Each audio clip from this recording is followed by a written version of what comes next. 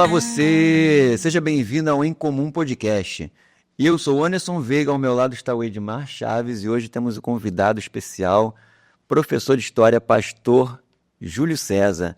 Júlio, bem-vindo. Fala um pouquinho sobre você, fala um pouquinho quem é você, da sua trajetória, para o público te conhecer. Ok. Bom, meu nome é Júlio César Medeiros, né? Eu sou professor de História Contemporânea da Universidade Federal Fluminense. A minha formação é ênfase em África Antiga, sou professor de África Antiga também. Sou pastor e também dirijo uma congregação da Assembleia de Deus, sou pastor pentecostal da Assembleia de Deus, sou casado, né, com a Cristiana, tenho 3 filhos, já casados também, tenho um netinho. E a minha trajetória é essa trajetória do ensino, né, de trabalhar com essas coisas. Bom, agora, recentemente, eu estou fazendo pós-doc no PPG-HC, ali no centro da cidade, na UFRJ. Meu orientador, meu coordenador é o Babalaô Ribani dos Santos, uma pessoa que tem sido importante na minha vida. Agora, até mesmo pode parecer contraditório, mas até mesmo alguns ensinamentos, algumas coisas que ele falou para mim que eu não tinha ouvido ainda no nosso meio de pastores em relação à generosidade, enfim. Mas também essa questão da busca do conhecimento, né? Sim. Bom, e como o meu tema é África, então a gente está bem conectado nesse sentido. Escravidão, tráfico negreiro, morte e sepultamento de escravizados, né? Agora recentemente foi lançado o livro na Bienal, né? A Flor da Terra, o Cemitério dos Pretos Novos, foi o maior cemitério de escravizados recém-chegados aqui no Brasil, vindo de África.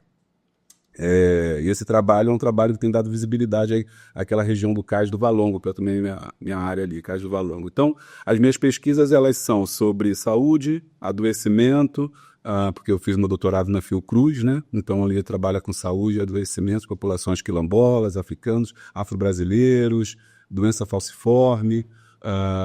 E agora, recentemente, eu tenho unido essas duas pontas da vida, que é o lado cristão, evangélico, da teologia, com o lado da história, né? E aí trabalhado com teologia negra, e movimentos, e mais recentemente também voltado para essas questões aí da história contemporânea, que eu tinha deixado um pouco de lado, né? Que foi professor de ensino médio, fundamental, cursinho. Passou por todas. Passou mesmo essas trajetórias, agora parece que eu estou voltando de novo, revisitando, dado esses conflitos que a gente tem vivido ultimamente. Deixa eu a gente vai ter que voltar. Tem que voltar aqui. Não vai ter como. Verdade, um pouquinho, caminhei um pouquinho. Deixa eu falar aqui, gente. O Júlio é um amigo de infância, né? A gente se conhece desde a época de solteiro. Eu sou mais novo do que ele. A faixa etária é mais ou menos do meu irmão mais velho, Edivaldo. Né? A gente congregou na mesma congregação, Assembleia de Deus, ali em Senador Camará. Hoje o Júlio é pastor lá, que bênção, que legal. Conheço toda a família do Júlio, né? Não os filhos pessoalmente, mas conheceu minha mãe, meu pai, né? Parentes. A gente congregou ali, né? na nossa infância, adolescência e juventude ali em Senador Camará. E hoje é um prazer ter o Júlio aqui com a gente aqui para falar e saber desse conteúdo todo aí, como antes falou aqui. É mais uma oportunidade para trazê-lo aqui para informar sobre esses assuntos afrodescendentes. Aqui no Brasil é um país que tem muitos negros, né? E é um assunto muito legal para a gente falar. Então, feliz em te receber aqui, Júlio. Prazer. De vir aqui. Joia. Como o senhor falou, né? O conhecimento ele é muito importante. Eu acho que o crente, né? O cristão, ele tem uma aversão ao conhecimento. Acho que por conta daquele texto que o conhecimento dessa terra é carnal, é diabólico, mas não entende o contexto. E no mundo que a gente vive hoje, tanta desinformação, né? E tanta fake news e coisas do tipo, a gente precisa não só estar firmado na palavra, que é o fundamento, mas também ter o conhecimento real do que acontece. E hoje eu queria conversar, a gente queria bater um papo aqui sobre justamente o que está acontecendo, que eu acho que a notícia que mais se fala, que mais se aborda, é esse conflito no Oriente Médio que parece que nunca tem fim, e cada hora é uma novidade, e agora é essa coisa mais intensificada de Israel e Irã. Aí eu queria, primeiro assim, que o senhor faça um pouquinho desse panorama geral histórico, né? Se o Irã são os persas descendentes de Dario, de Ciro, se são aqueles persas, se já são uma outra, de repente, cultura com influência de outras. E o próprio Israel, né? Se Israel é aquele Israel de Moisés, de Abraão, dos patriarcas, né? Aí fala um pouquinho para a gente desse panorama cultural histórico ali do Oriente Médio, para de repente quem só vê notícia pode taxar, né? Vilão e mocinho. Israel mocinho e Irã vilão, mas nem sempre é tão simples assim, né? É mais complexo, muito mais complexo. Bom, então, para entender a região do Oriente Médio, a gente tem que voltar lá atrás, né? Mais de 4.000 anos atrás, porque data tudo isso do processo de ocupação daquela região, né? Daquela região ali no Oriente Médio que vai ser ocupada. Então, vou fazer algumas coisas que são importantes para a gente entender a composição étnica daquela população.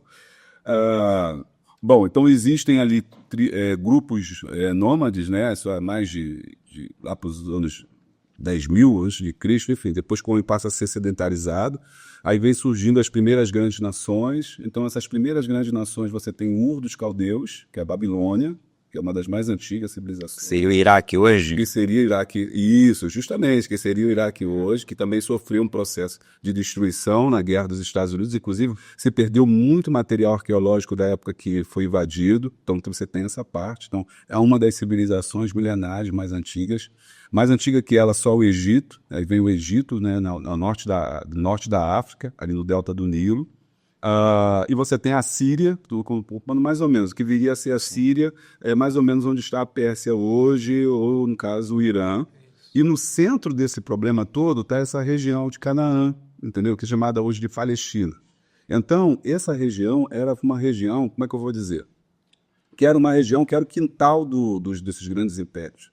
Não era nada para eles, não era nada para o Egito, não era nada. O Egito não estava preocupado com eles, estava preocupado com a Babilônia. A Babilônia não estava preocupada, era um caminho. Sim. Mas só que esse caminho você também domina aquelas pessoas que estão por ali, ou seja, é o teu quintal para você poder ali lançar uma base, trafegar isso, você lançar uma base militar, né? Militar para poder fortificar, para impedir do inimigo chegar. Então, essa é uma região de extremamente conflito. Então, essa região ali já é uma região de conflito. E aí você tem a história na Bíblia, pelo menos como documento histórico, né, independente de crença, né, que é interessante também a gente saber separar. Porque contra a fé não tem discussão. A pessoa crê, não tem que mais discutir, porque aí você leva para o divino, né? Então o divino você não discute com o divino.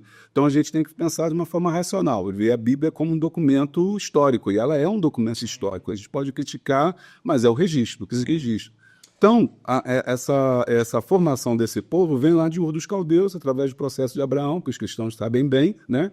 Que Abraão vem, tem a promessa, sai da terra de Ur, então ele vem da Babilônia. Isso já é interessantíssimo, porque aqui já vamos ver uma miscigenação. Sim. O que vai contrário a essa ideia de pureza, que tem essa ideia de pureza, de um povo puro. Ali, essa miscigenação, porque Deus tira o povo de Israel dentro de um outro povo. Eu acho interessante isso, né? Porque não é um povo, né? Deus faz de Abraão um povo. Ele torna de Abraão, pela fé dele, ele torna Abraão o pai de uma descendência de um povo, de uma nação. Essa simbologia é importante teologicamente, porque é um povo tirado dentro de outro povo. Ou seja, o povo de Israel sai de dentro desse povo da Babilônia e a igreja sai de dentro de Israel. Entendeu? Então, verdade. Os gentios são gentios. Então, gentios são aqueles que não são cristãos, né? Aqueles que não são cristãos são gentios. Deus conhece 3 tipos de povos, basicamente falando. Os judeus, não Israel, mas os judeus, né? A igreja, que é a eclésia, e os gentios. Só existe 3. Você é uma coisa, você é outra. Entendi. Então, mas a igreja, ela nasce de dentro de Israel, assim como Israel vem de dentro, né? O judeu vem de dentro lá da Ur dos Caldeus, e Ur dos Caldeus vem de dentro da África. Então, é um povo vindo, é uma transformação, um novo nascimento, um povo vindo de outro povo, e também os cruzamentos interraciais. A própria genealogia de Jesus, né, ela mostra isso. Quantas pessoas que são fora da etnia judaica ou israelense que vai entrar na Campo, né? A genealogia de Jesus. Verdade. Mas, enfim, a gente sabe que quando ele vem para essa terra que vai mostrar, já era ocupada por outros povos também, né? Que a gente não entende bem, mas parece que há ali um processo de ocupação, mas Deus tem uma promessa para ele. E aí você sabe que tem a Sara, sua esposa, que é estéril, e, enfim, um processo todo vai dar, né, luz, né, o filho da promessa, que é Isaac, mas ele tem um relacionamento nesse processo de espera, ele se relaciona com Agar, Agar é egípcia, e aí já é um outro papo para a gente ver, para a gente outro dia, né, se eu for convidado, se tiver a honra de ser convidada, para falar de África, que eu gosto muito, porque é o que eu digo, a África, a Bíblia é um livro mais negro que a gente possa imaginar. A cultura hebraica, a cultura judaica, ela sai de dentro da África. A África é o berço da civilização. A África é berço da civilização. A gente fala, inclusive, bom, pode dar polêmica, mas o primeiro ser humano surge em África. Sim. Então aí você já... Se você olhar, como o senhor falou, né, historicamente, Eufrates, Tigre... Tem como de ser bebendo, tá? O Pison, aí o pessoal esquece do Pison. Dele é da África, um rio africano. Bom, então, e Agar. E Agar, então ele tem esse relacionamento, nasce Ismael. E aí Ismael ele dá todo aquele conflito, mas Agar é egípcia, né? Agar é egípcia que está já mostrando como é que esses povos vão se interconectar. Sim. E Ismael vai dar origem a todos aqueles grupos chamados árabes. E Israel vai dar origem aos semitas. Então, aquela região são dois grupos irmãos, que são filhos do mesmo pai. Deixa eu aproveitar e tirar uma dúvida aqui. O semita é relacionado a Sem? A Sem. Depois, mais tarde... Filho de Noé. Que é bem da origem de Abraão, lá atrás de Sim. E eles esquecem toda esse outro grupo que já estava lá, que eram os árabes, que já estavam lá, que vão ser os ismaelitas, que são os povos do deserto, que são os povos que Israel vai encontrar depois, quando estiver atravessando no deserto. Sim. Eles já estavam lá, entendeu? Sim. Porque enquanto os filhos de Abraão, né, o filho de Abraão, Isaac, depois as 12 tribos, vão se estabelecer, mas Ismael vai ser tipo os errantes, né, aqueles que vão viver pelos montes, sem uma pátria necessariamente. Meio nômade, né? É meio que nômade, vivendo justamente de fazer o quê? Já que aquele caminho, era um lugar de passagem, o que eles faziam? Eles ficavam ali pilhando. Né, passava uma caravana, eles roubavam, saqueavam, viviam disso. Cobrar imposto da passagem. Da antiguidade. Da antiguidade, Aí quando Israel vai passar lá também tem problema, né, com eles. Mas na verdade eles são irmãos. Então esse conflito é um conflito milenar, que vem antes deles mesmo existir. Sempre existiu. Sempre existiu, foi uma terra já de conflito. E esse conflito, né, entre semitas e árabes se expande até hoje. E aí é interessante porque mais tarde essa questão vai ser levantada de novo, né? Você tem toda a história de Israel, que depois vai se formar como um povo, vai se estabelecer na terra, né? Mas a gente sabe que não foi um processo fácil, né, desse estabelecimento dessas 12 tribos de Israel nessa terra, que vai ser sempre uma terra de muito conflito, de muito... Aí, deixa eu aproveitar e perguntar também. Que isso é uma dúvida minha. Essa parte de Ismael, que realmente tinham formado os árabes, eu já tinha conhecimento disso. Agora, Esaú ali, porque Esaú também foi meio que deixado de lado. Ele formou uma nação ou não? Não, forma também um grupo étnico também, separado também, mas também não é também... Não se mistura ali. Não se mistura ali, entendeu? E isso é interessante, sua pergunta também. Mas eles são também, na verdade, eles são filhos de Jacó. Então também são semitas também.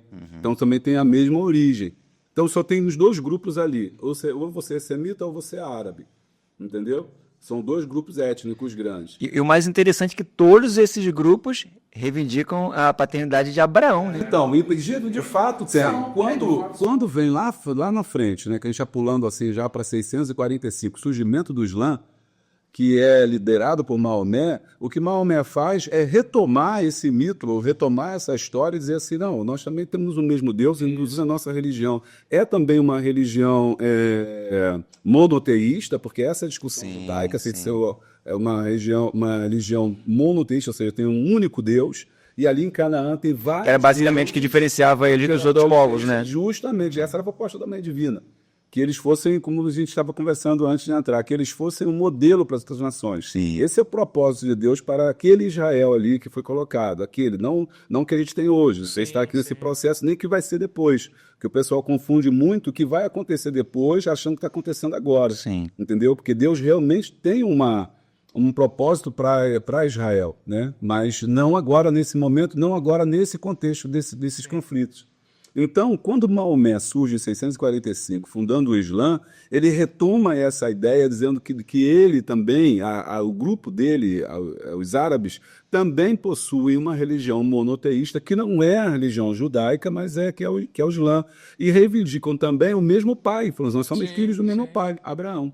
E aí é interessante a gente ver como é que uma coisa que a gente faz no passado reverbera até hoje, né, no futuro. Uma decisão lá atrás equivocada de Abraão e de Sara trouxe um problema terrível, tanto para Agar, né, porque ela sofreu, ela foi escravizada, foi abandonada no deserto, foi Deus que cuidou dela ali, né? E é interessante que essa ideia, aquela metáfora não sei se vocês já tiveram contato, que é quando Abraão chega, o que acontece? Há um conflito entre as crianças, e aí a Sara fala, bota essa mulher pra fora, esse filho dela aí, que é só meu filho que manda, que não sei o quê. Ele que é o único herdeiro. É, o único herdeiro. Ela estava já de olho na promessa ali, tem que ser ele e tá. Aí o que ele faz? Ele não se posiciona ali. Porque ele poderia se posicionar, mas ele não se posicionou para não entrar em conflito com a Sara. Ele pega só um pouquinho de água, um pouquinho de comida, manda a Sara e manda ela embora. Aí ela vai até o poço, Leroí, né? Aquele que me vê. Ela é a primeira que dá nome a Deus. É a primeira que dá nome a Deus. Ela começa a chorar no poço, e aí Deus aparece para ela e fala, menino, vou cuidar de ti e vou fazer de vocês uma grande nação. A promessa que ele fez para Abraão também, porque ela também fez, Moisés, ele também fez. Vou fazer de vocês um povo também numeroso, grande e tal, não sei o quê. E aí, praticamente parece que a história dela acaba ali, mas não acaba não. Vai aparecer depois em Moisés. Mas aí já é uma outra história, porque eles estão ficando por ali. Né? E esse povo, até hoje, se você olhar, também existe essa dicotomia entre os árabes e os semitas, sendo que os árabes estão sempre em menor proporção, não, eles estão sempre em desvantagem em relação aos judeus, sempre. E isso é uma coisa que vem lá de Abraão. Né? Porque ali... Desvantagem de tecnologia, de conhecimento. Era a promessa de Deus, faz parte da promessa de Deus. Ele abençoou Isaac diferente do que abençoou o irmão dele. Então, a bênção, voltando aqui, né? A bênção que tinha para a bênção de Deus era para aquele filho com Sara, né? E a bênção de Agar, apesar de Deus dar a bênção ali pro filho de Agar, era diferente. Era diferente. Achei interessante essa fala que você colocou de Maomé, né? Porque é parecido com a fala dos samaritanos, né? Temos também como pai Abraão.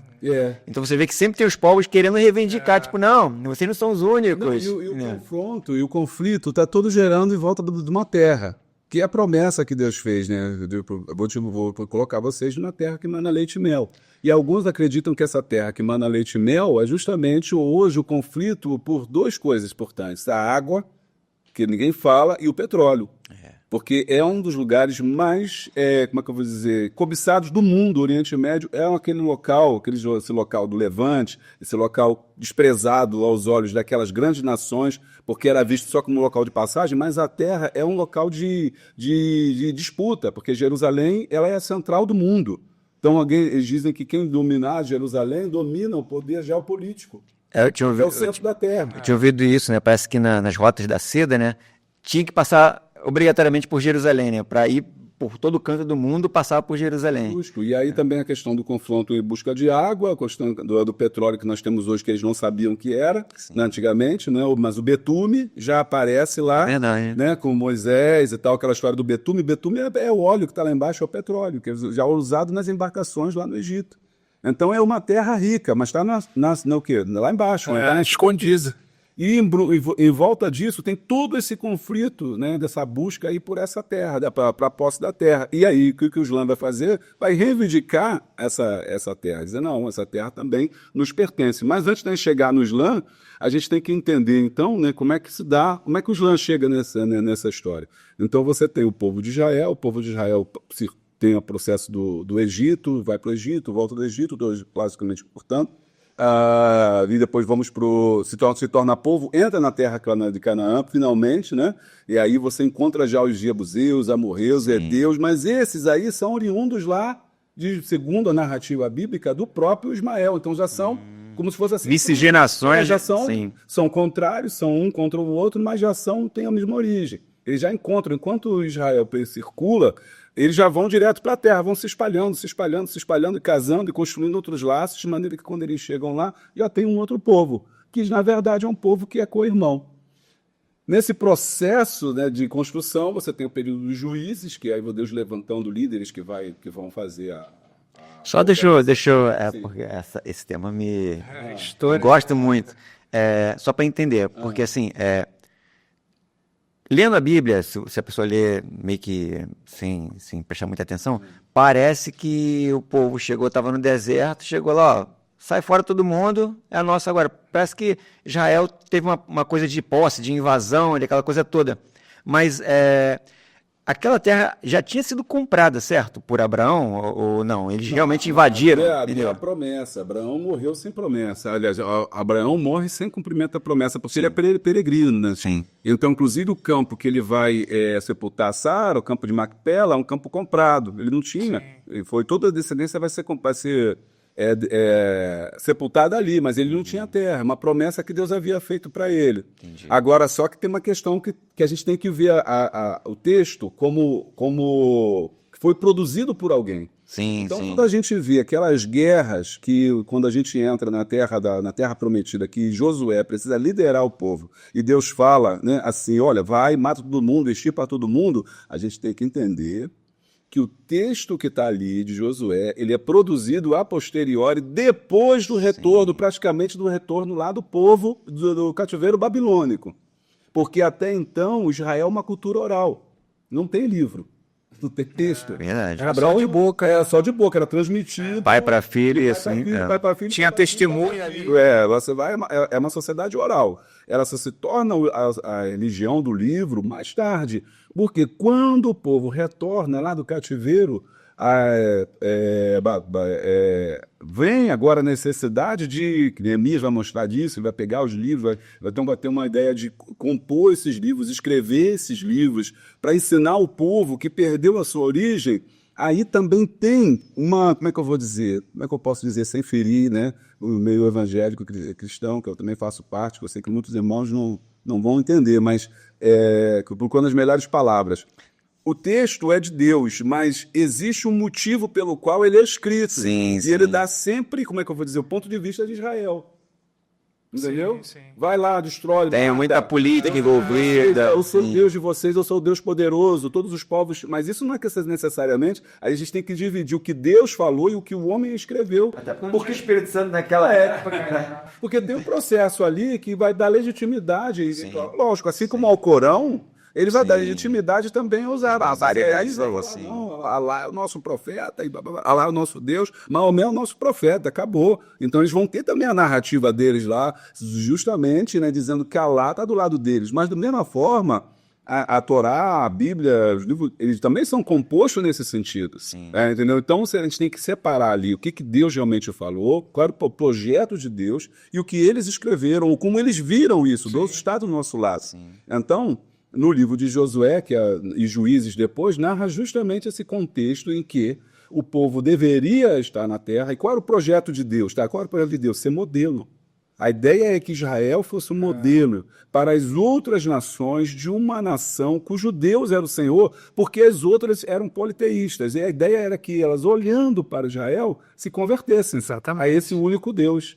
E que também desse reino, que era a proposta divina, viria mais tarde o reino milenar de Cristo, onde as pessoas já teriam entendido como funcionava, porque olharam para Israel. O problema é que Israel, quando entra na terra, Se corrompe. Acontece com a graças. Quer ser igual aos outros. ela quer ser igual. E no querer ser igual, ela pede um rei. Ela rejeita Samuel. Então, Samuel é rejeitado porque as outras nações, a Babilônia já antiga há muito tempo e o Egito há muito tempo, e eles estão vendo, poxa, as outras grandes nações estabelecidas nessa região já têm os seus reis. Por que nós não temos os reis? Queremos, então, passar desse período, né, que é o período chamado período dos juízes, né, que era onde não havia um governo centralizado, mas Deus levantava de tempos em tempos um líder para poder levar Israel à frente. E é interessantíssimo isso, porque tem tudo a ver com hoje que a gente discute. Porque nesse tempo, cada vez, segundo a narrativa bíblica, cada vez que Israel saía do propósito, Deus preenchia. Então, nem Deus passava a mão na cabeça de Israel. Deus sempre vinha, Israel, se você não se arrepender, se você não se arrepender, eu vou fazer isso, eu vou fazer aquilo, eu vou te punir. E usava os outros povos para poder fazer isso. Deus levantava um juiz, usava aquele juiz, libertava Israel, daqui a pouco Israel esquecia. Voltava de novo, fazia as alianças com os Baalis, com os deuses da terra, da Canaã. Dá tempo da gente falar disso, dos deuses da terra de Canaã, é muita coisa. A gente vai... Por quê? Por que é importante? Porque essas sociedades politeístas, elas têm um motivo de ser, porque as sociedades são agrárias, são morais e precisam da terra. Sim. De novo a questão da terra, mas a terra que produz o fruto. E como é que você produz o fruto? Através da chuva. E como é que você faz a chuva? Manipulação dos astros. Para a manipulação dos astros, é preciso dos deuses. Por isso que você tem o Baal, o deus do trovão. O Deus do trovão é fundamental naquela região, ele manda naquela região. Inclusive, naquela época, existia muito a ideia de um Deus territorial. Por isso que também a Bíblia reflete isso, a ideia de que Deus está num lugar. Por exemplo, o Egito tem um Deus, a Babilônia tem um Deus, então os persas têm um Deus, os filisteus, Dagon, têm um Deus. Por isso seria a representação da arca, no caso. Deus estaria com Israel. Também, de certa forma, é a ideia de um local também territorial. Então, por isso que você tem que também destruir os outros deuses para dizer que você é o dono daquele território. Então, tem muito essa ideia desse confronto de deuses, né? Na verdade, é o confronto de deuses. Então, a ideia era que Israel, através de Deus, né, fosse esse modelo para os outros. Mas o Baal, ele é muito forte naquela região. Por quê? Porque é o Deus da chuva, o Deus do trovão. E essas sociedades precisavam cultuar, fazer os cultos de fertilidade para que pudesse chover, para que pudesse arar a terra. Foi nesse processo que Israel começou cada vez mais para assim, vamos também aqui nesse aqui, vamos adorar também aqui. Você começa esse tipo de shopping, que shopping. Nossa, Deus tá fraquinho, pô. Os caras tá chovendo, né, aqui no shopping. Israel é o único Deus. Por que ele fala único? Porque existem outros. Não falaram, não precisava dizer que ele é o único. Existem outros. Então eles começam a se aliar com essas divindades para poder fazer chuva e tal. Então Baal está ali dentro. Aí eles começam a pedir um Deus, um rei, vem Saul, começa o período da monarquia em Israel, vem com Saul, primeiro rei, depois Saul é rejeitado, vem Davi. No tempo de Davi é que vem Jerusalém, então ele consegue, né? E a gente não mostra isso, mas Davi teve muito problema para reunir as 12 tribos. Essas 12 tribos, elas já estavam num processo de, como é que eu vou dizer? De dispersão. Eles não aceitam o reinado de Davi. Davi leva tempo para que ele se torne rei de todos os dois, unir o reino do sul e o reino do norte. Entendeu? Quando ele consegue reunir os dois, aí o reino do norte é Israel, isso é muito importante. Então o reino do norte é Israel, o reino do sul é Judá, capital em Jerusalém. Entendeu? E aí como ter toda essa disputa aí. Aí quando ele consegue unir as duas grandes tribos, porque no reino do norte ficaram 10 tribos. As outras duas ficaram abaixo, do lado de cá. Então, e aí foi um confronto muito grande, porque as 10 eram muito superiores, assim, numericamente, as 10 tribos contra essas duas tribos. Sim. Só que essas duas tribos tinham Judá, e a Judá era justamente a tribo cujo qual o Messias viria. Então, de alguma forma... E era maior também, né? Processo, também. Entre as tribos era maior. Era que tinha a promessa, sim, né? sim. Era que tinha a promessa. O Messias viria Davi. O Messias viria dali. Bom, Davi vai, ele consegue com muito esforço, aliança e tal, ele vai, então, de capital Jerusalém, transforma na capital, e então agora ele está começando a ver esse reino, transforma em capital, porque não era, antigamente ela era meio que dividido, o norte e o sul, ele consegue restabelecer o culto, aí ele pode ser, bom, para a gente estabelecer o culto tem que ter um templo, aí vem a necessidade de um templo. Sim. Aí ele falou assim, temos que construir um templo aonde? Em Jerusalém. Então, observa que Jerusalém vai começando a crescer nesse período, que até então... Ele precisava de uma influência, vamos colocar assim, teocrática, para que as pessoas pudessem... Vir ao templo para adorar. Não, mas também tem essa ideia de vir ao templo. Aqui Deus está, porque tem negócio de território. Deus está onde? Deus está onde? Está em Siló, que é a descrição que vai ser feita depois, que o templo é em Siló, que vai ser construído também. Está onde? Como a mulher samaritana, está onde? Está no poço de Jacó? Aí Jesus vai falar assim, está em todo lugar. O Deus está em todo lugar, Deus é espírito. Agora, só que naquela época não, Deus tinha territorial. Territorial. Aí falou, vamos construir o quê? O templo. Tá, vamos construir o templo, mas você não pode. Vem Salomão, seu filho, constrói o templo. Então, o Davi é um processo expansionista. Expande, faz guerra, faz aliança, e acaba com os filisteus. Quer dizer, acaba de certa forma, né, que ele vence esse confronto dos filisteus, que vem lá do tempo dos juízes, que os filisteus estão sacudindo Israel desde o tempo lá de Sansão. Aí agora com Davi ele já consegue realmente fazer a paz, acordo, e através da guerra dos valentes dele estabelece. Depois para de fazer guerra e conflito, é o homem de paz, que vai ser o Salomão. Sim. Salomão também é um tipo de Jesus. Então ele constrói o templo, ele faz a paz, faz acordo, faz aliança, daí os casamentos entre reis, entre ele e as filhas dos reis, então por isso que ele tem Muitas esposas. a questão das esposas, isso é uma questão política, todos os reis faziam isso. Para fazer o quê? Para não fazer guerra, porque um não ataca o outro. Então ele vai, faz aliança, estabelece a paz. Depois que ele estabelece a paz, estabelece o reino, a prosperidade. Essa prosperidade... mas essa prosperidade foi à custa de muito sofrimento. Por quê? Davi lá atrás começou a construir o templo, mas na época que ele constrói, quer dizer, que ele não constrói, o filho que ele vai construir, mas ele começa a levantar recursos. Se você for ver o livro de Crônicas, você vai ver que Davi foi um dos maiores doadores para o templo. Então ele doou, e os líderes, os príncipes, ele forçou praticamente. Quem está com isso vai doar também. Aí o povo vai entrar com falta, mas eu vou entrar com ouro, eu vou entrar com prata, eu vou entrar com poderio. Então Davi foi o cara que deu mais que o tempo nesse momento. O filho dele construiu depois. Já sabia, Deus falou, tu não vai construir, que vai construir teu filho. Então tá bom, senhor, mas vamos começar a levantar o recurso. Então ele começou a levantar em vida. E esse é um ponto muito importante, porque esse processo de construção foi diferente. E aí eu chamo a atenção de uma coisa, isso foi uma coisa muito bonita do povo de Israel, povo de Deus, porque se fosse outro reino, não pensaria em construir um templo, pensaria em armar o exército, construir o palácio, fortificar, mas a cabeça deles não, vamos adorar a Deus, vamos fazer um templo. Então essa foi uma visão já espiritual. Muito boa. A ideia de sacrifício, né? De que Deus estava do nosso lado, você não precisa de um exército poderoso, você precisa confiar em Deus. Né? E aí ele doa. Mas quando chega no período de Salomão, que foi o homem também mais rico, segundo a Bíblia, esse processo meio que se inverte. E começa a aumentar os tributos e os impostos para ele terminar o templo. E esses tributos e impostos recaem sobre os mais pobres. E esses mais pobres estão no norte, que são as 10 tribos que estão em cima, que não aceitam meio que... Não aceitavam o pai dele, agora também.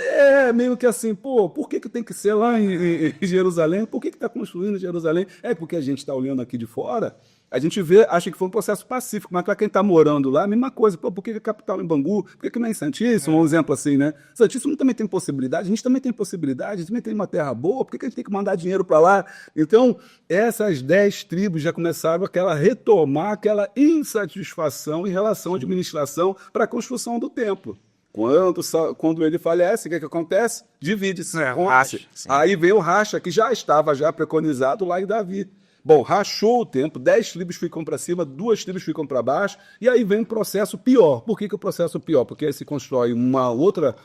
os reinos do norte meio que se deixam levar pelas influências político-religiosas, porque estão mais próximo da Síria, da Pérsia, aquela região toda, meio que fazem mais acordos. Baal fica muito forte, o exemplo disso é Jezabel, né?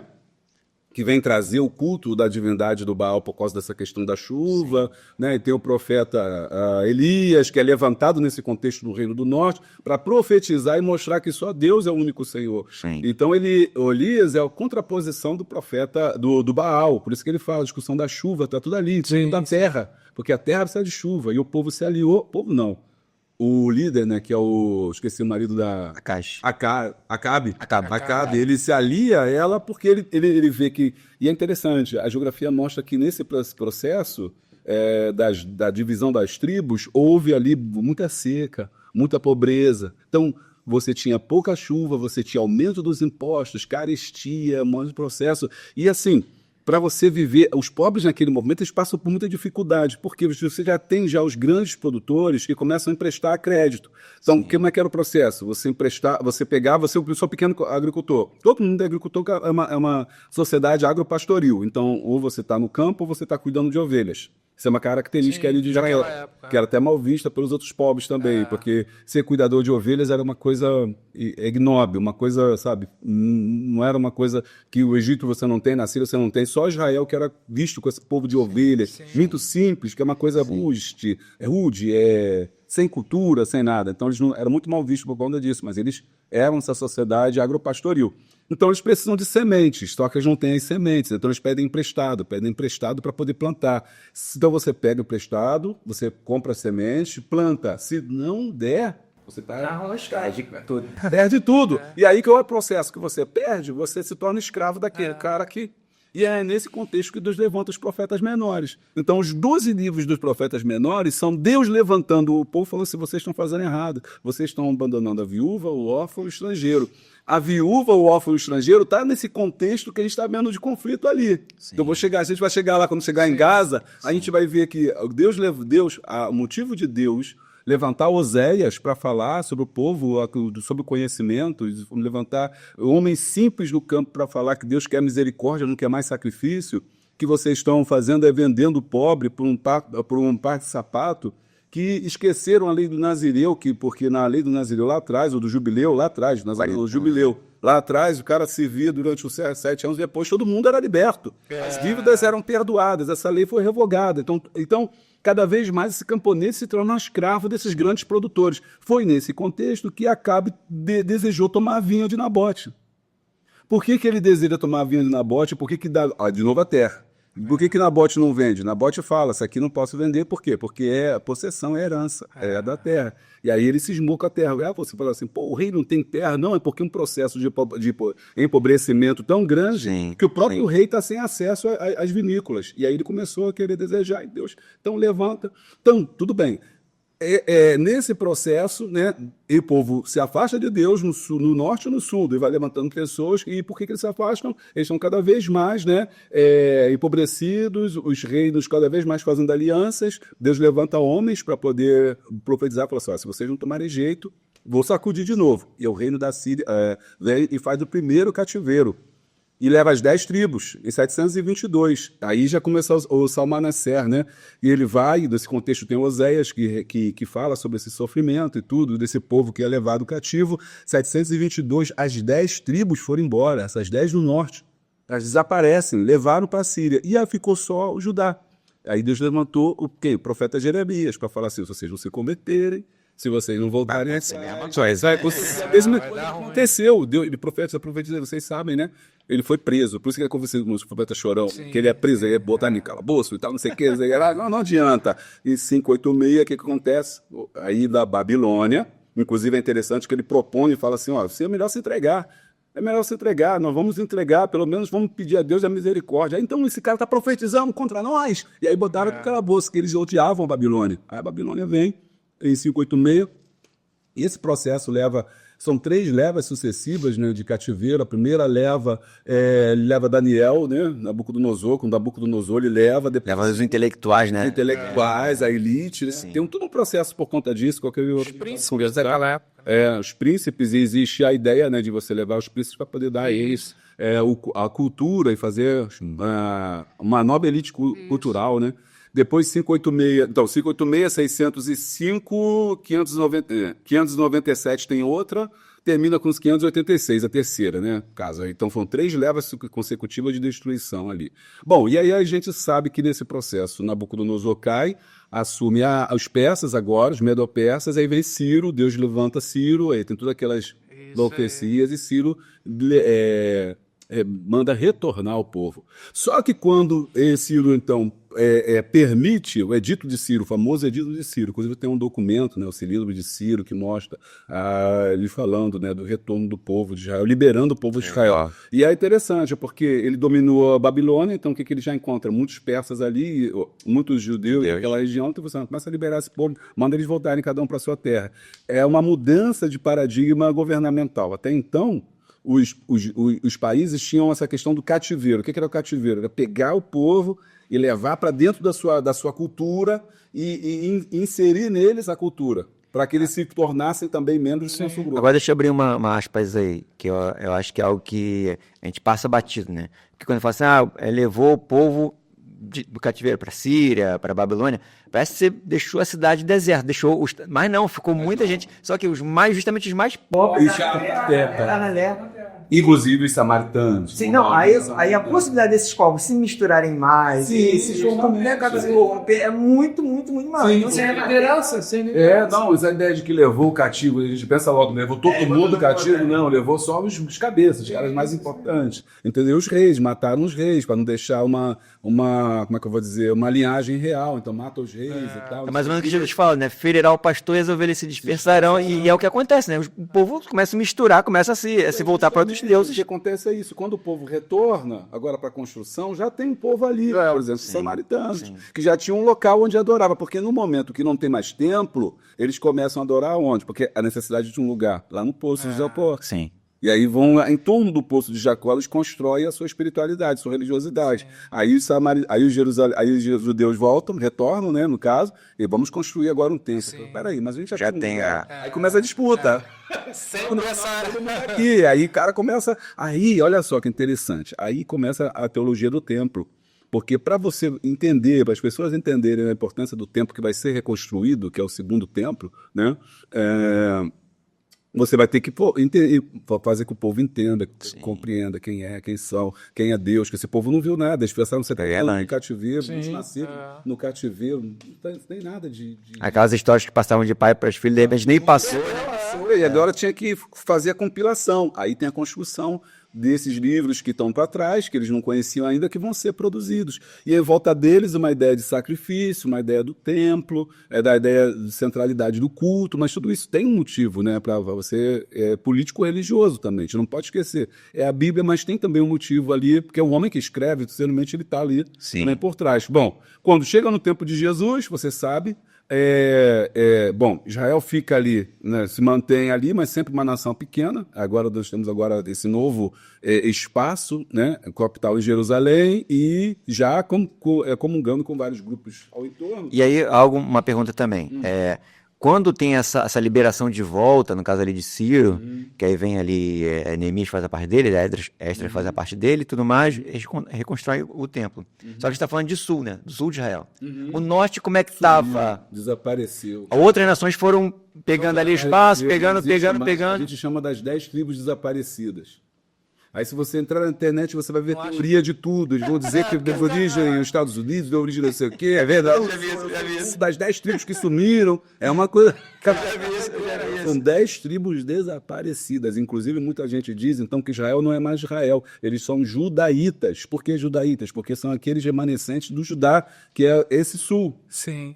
Mas quando eles retornam, eles não dizem mais que eles são judaítas. Eles dizem que são o Israel. Eles encarnam o Israel, para dar uma ideia de unidade, mas as tribos nunca mais voltaram. E aí essa terra nunca fica vazia. O local onde ela estava vai sendo ocupado continuamente por pessoas, e também o fato das 10 tribos terem sido levadas, não quer dizer que exatamente levaram tudo a todo mundo, levaram os líderes, mas antigo agora ficou uma população lá que foi casando, foi construindo a sua vida, foi vivendo na terra, entendeu? Que são os árabes, depois mais tarde também que os árabes vão entrando, os árabes estão ali no turno, eles vão entrando também, casando e misturando e casando. Já são Já está um pouco forte. Viu uma nação fragilizada aos pedaços. E a terra vazia, eles estão ocupando ali, casando ou não, miscigenando, comprando espaço, comprando terras, fazendo aliança. Então estão fazendo aquela parte ali. Israel retorna, monta agora, quando chega no tempo de Jesus, já temos já um outro processo que já não são mais os persas são dominados pelos gregos, os gregos são dominados por Alexandre o Grande, né, que vai Medo-Pérsia, por isso que essa região Medo-Pérsia é importante, por isso que a Pérsia é importante. Alexandre era descendente de Persa? Alexandre é descendente dos persas, o Alexandre Magno, o Grande, ele domina o mundo inteiro, mas a política dele também é diferente, a política dele não é de deportação, de deportar ninguém, já inicia um processo de cobrança da taxa de tributos na própria terra. Quando o Roma chega... que é a expansão. Eles estão realmente... Aí vem o processo romano também é do mesmo... bebe bem ou muito da fonte grega, e aí eles também fazem o seguinte, vamos dominar pelo conhecimento, nada de força, nada de pegar ninguém e fazer cativeiro, não. É o seguinte, a gente faz aliança, a gente entra na terra, faz aliança com aquelas pessoas que estão lá com os líderes, lógico, né? Se paga meu imposto, você vive tranquilo. Eu venho aqui e acaba do tudo. E a Israel, como ela era pequena, no meio daquele processo todo, ela vai ter que fazer essa aliança. Só que lá na população pobre, eles estão muito revoltados com Roma, porque eles veem Roma como opressor.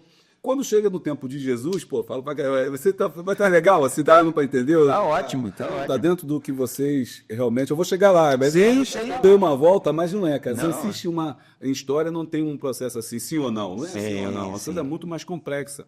Não, a origem, né? Tá contando o conhecimento é interessante para as pessoas tirarem suas próprias conclusões, não ficar tipo... Sem poder... Eu só estou falando desses fatos. Então, quando chega do tempo de Jesus, nós temos o templo já reconstruído, um templo que por acaso não é por acaso, né? Foi reformado por Herodes o Grande. O governo de Roma faz um acordo com Herodes o Grande, que era Edumeu, que estava lá para o norte. Agora que está nem nada para o sul, o cara está mais para o norte, porque nesse processo que levaram as 10 tribos, ficou um grupo lá, e uma das famílias mais importantes dessas tribos eram os Edomeus. Quando os judeus retornaram, ficaram olhando, esses caras já estão misturados. Estão misturados por quê? A gente foi para lá, voltou. E lá quem ficou? Não, foi os caras ficaram. Sim. Mas se casaram com... Então já não via bem. E Herodes, então, era mal visto pela população. E por isso que Roma botou ele, porque ele era mal visto. Porque o pessoal não gostava dele, então botar esse cara mesmo para dominar com mãos de ferro. Para Herodes ficar bem, o que ele faz? Reconstrói o templo, porque o templo já estava arrasado, quando chega no tempo de Jesus, aquele templo que foi construído depois. É o típico político, né? Político. Então, e a acusação por matar Jesus foi por um templo. E aí o que acontece? Ele reconstrói o templo para ficar bem, por isso que o nome do templo é Templo de Herodes, famoso Templo de Herodes. Beleza. Roma agora está ali, né? Faz esse acordo com o Herodes e com a classe sacerdotal, que são os religiosos da época. Não quero revolta, não quero tumulto, não quero ninguém gritando, porque já tinha tido uma revolta antes, de Adés, dos Macabeus, matado milhões de gente. Falou assim, se fizer de novo, a gente vem e mata. Bem, exemplo, né? A gente sabe como é que vai acabar essa história, Jesus morre, e aí vem o ano 70, depois de Jesus, lá para 69, surge o novo levante, os judeus começam a se levantar, uma garotada, o pessoal começa a querer reivindicar um monte de coisa, o pessoal do templo não consegue segurar, se chega a Roma, o general Tito entra em 70, destrói Jerusalém de novo, esse outro cativeiro. Aí nesse momento tem a diáspora judaica. Em 70 tem a diáspora, porque eles são espalhados pelo mundo e depois nunca mais foi reconstruído. Mas sempre tem gente, então esse povo que está no entorno já vai entrando. Só que parece que o território vai cada vez mais minguando, né? O território de Israel. Não, mas naquele momento não tinha mais território. Israel acabou. Fica basicamente Jerusalém é o que sobra de nada. Não ficou nada. Jerusalém foi destruída, o templo foi destruído, não ficou nada. Não ficou pedra como sobre pedra. Acabou a sociedade, a nação judaica. Por isso Jesus falou assim, quem estiver no telhado não desça, quem estiver no campo não volte. E já que naquela época já existia muito judeu imigrando pelo mundo. Sim. Né? Mas eles não voltavam mais. Aquela região toda ali, que o apóstolo Paulo vai pregar, na Macedônia, inclusive na Pérsia, aquela região toda ali já tem judeu. Então fora de Jerusalém. Sim. Tanto é que quando tem um sacrifício, todos têm que retornar. Todo judeu e mundo inteiro. Onde tiver tem que vir sacrificar. Agora, para você ver como eles estão espalhados. Então, quem estava espalhado fica... peraí, estão matando todo mundo, vou ficar aqui esse sapatinho. Então, os judeus se espalham pelo mundo. Como eles se espalham pelo mundo, essa região vai sendo ocupada agora pelos árabes, que são todos árabes, aquele grupo de árabes. Retornam, inclusive, em Jerusalém. Muito bem. Os judeus estão espalhados pelo mundo, aí vem o cristianismo, começa a ascender. Quando o cristianismo ascende, ele começa, ou seja, sobe, ele começa a se tornar... É porque o cristianismo, quando o Constantino institui, ele é levado para Roma, né? E tem aquela coisa toda lá de Israel ser santa. Mas é nessa mesma época que Saladino entra ou não? É não, bem depois? Saladino, ele dominador, ele é cara que vem para Jerusalém, né? Ele vem para Jerusalém, toma Jerusalém. É um grande líder político religioso que domina Jerusalém. Contra ele vem o pessoal das cruzadas. Vem mais para frente. Vem mais para frente. É o confronto do Oriente contra o Ocidente. Mas sim, boa pergunta. Vou chegar lá também. O que acontece? Nesse processo de dispersão, também tem, junto com essa dispersão judaica, tem a dispersão do cristianismo.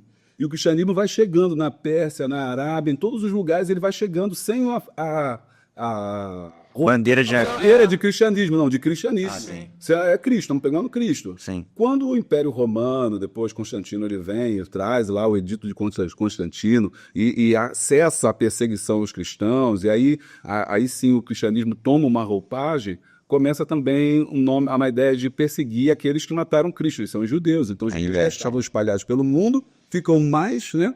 Mais quietinhos ainda. Quietinhos ainda. Então você tem judeu na França, na Espanha, na Europa, na Portugal, né? Tem muito judeu e muitos, né, vão estar espalhados pelo mundo. Muito bem. Segunda Guerra Mundial, 1845, final. Esses judeus estão espalhados pelo mundo, também estão na Alemanha, e você sabe que Hitler vai Fez ver, o que fez. começa a ver o judeu, porque ele prospera onde ele estiver, né? Sim. Ele vai estar prosperando, fala assim, não, esses caras aí são os caras que a gente precisa do dinheiro deles. Então, para poder fazer a guerra, para fazer tudo, ele começa a colocar em prática a solução final, que é a destruição desse povo judeu.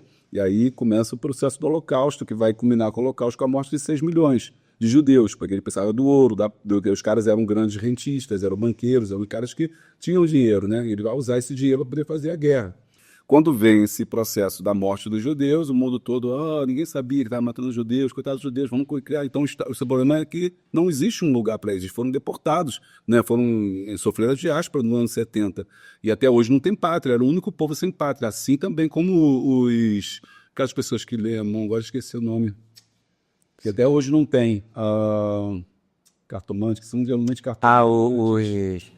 Que se vestem de forma diferente. Ciganos, como ciganos também, são grupos que não têm, étnicos que não têm. São lá da... Mas estão espalhados pelo mundo, né? Tem em todo lugar, você tem. O mundo inteiro, e são sempre mal vistos também, tem sempre esse preconceito em relação a eles, como havia entre os judeus. Bom, então, em 45, cria-se o Estado de Israel. Só que não se conversou com aquelas nações que já estavam ali.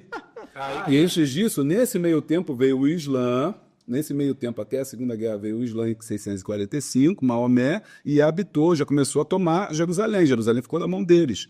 Só tem que fazer essa pausa, senão o pessoal não vai entender como é que o Islã já apareceu lá quando Israel voltou. Porque Israel não existia no tempo de Jesus. Então o Islã vem, ele toma, e o Islã cresce muito, ele cresce, toma aquela parte do Oriente Médio, o norte da África, a Europa, por exemplo, a França, a Espanha, Portugal, que era a guerra contra os mouros, chamados mouros. Mouros são morenos, né? Então tem uma guerra que Israel, que a Europa vai tratar contra o Islã. Então já tem um ódio contra o Islã, porque o Islã é sempre visto como esses que vão tentar dominar, né?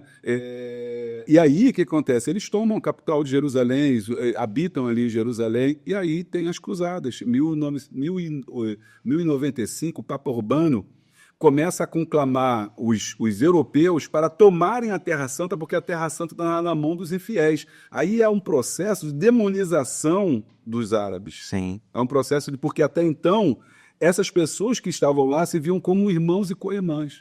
Era a terra deles, né? Era a terra deles, era a terra como irmãos. Mas o catolicismo, né, através do Papa Urbano, ele vai cunhar essa ideia de Islã ao mal. Por exemplo, você pode ser árabe e não ser muçulmano. Então, porque o muçulmano vem depois, que é o Islã. O muçulmano é a pessoa que se converte ao Islã.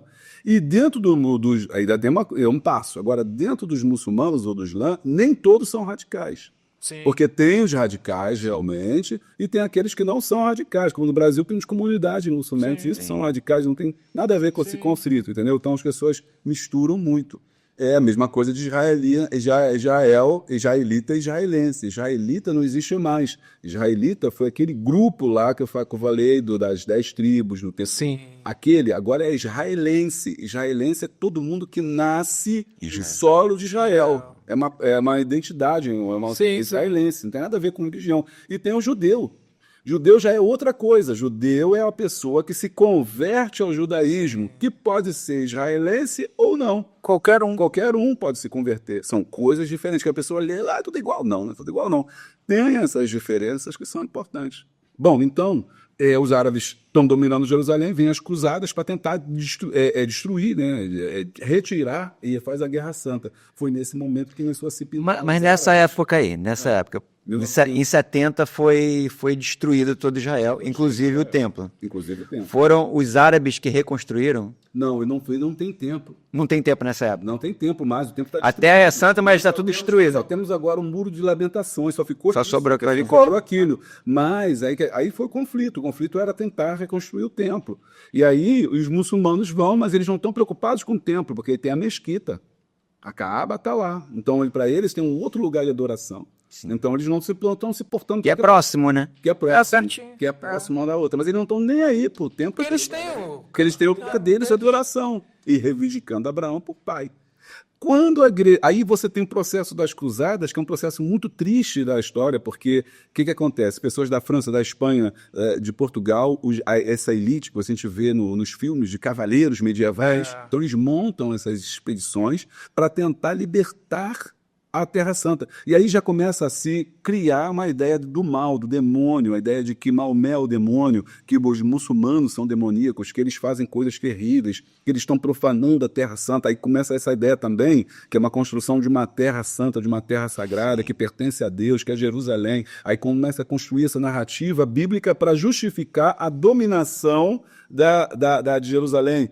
E aí, quando eles chegam perto, claro, tô aqui simplificando muito, correndo, né? Porque não dá tempo da gente falar de tudo, mas enfim, grosso modo falando, quando eles conseguem chegar, porque muitos morrem no caminho, porque vão marchando lá por exemplo, da Europa até Jerusalém, já viu, né? Quando eles conseguem chegar, e eles entram em Jerusalém, eles matam todo mundo.